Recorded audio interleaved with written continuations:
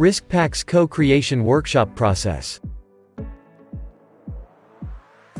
RiskPACC's co-creation approach, to improve the communication through co-creational workshops to establish a two-way communication between civil protection authorities and citizens to close the risk perception action gap.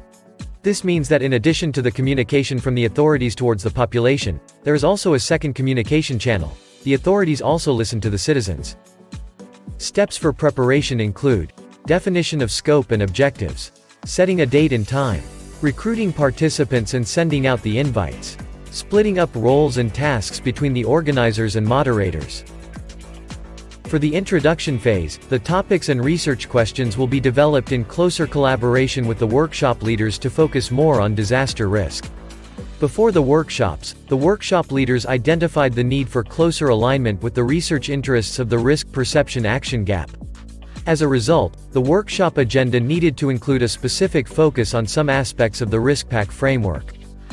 Steps for introduction include introducing the organizers, moderators, and the RiskPACC project, giving room for the participants to introduce themselves, collecting missing GDPR consent forms. In the conceptualization phase, additional co-creation activities were added. The activities are participatory mapping and co-design of risk communication processes.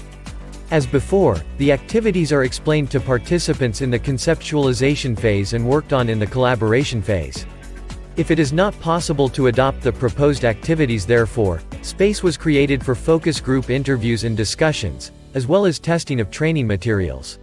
Steps for conceptualization include presenting in-depth input on the RiskPACC project and the RiskPACC in relation to the case study, presenting and explaining the chosen workshop methodology, forming subgroups and separating these groups physically or virtually in team rooms. The collaboration phase therefore began with work on the co-creation activity introduced earlier. These activities provide interesting starting points for discussions around the closing the RiskPACC. The interchangeable modules of the conceptual phase include testing of technological or conceptual solutions. For example, the technological solutions could be tested in subgroups. Steps for collaboration include letting the participants evaluate the chosen methodology assigned to the subgroup, offering the right tools to enable the participants to develop innovative solutions, merging all groups back together in the plenum, hearing every subgroup pitch their ideas to each other. The final phase of the workshop is the continuation phase, where contact information is collected to enable follow-up communication.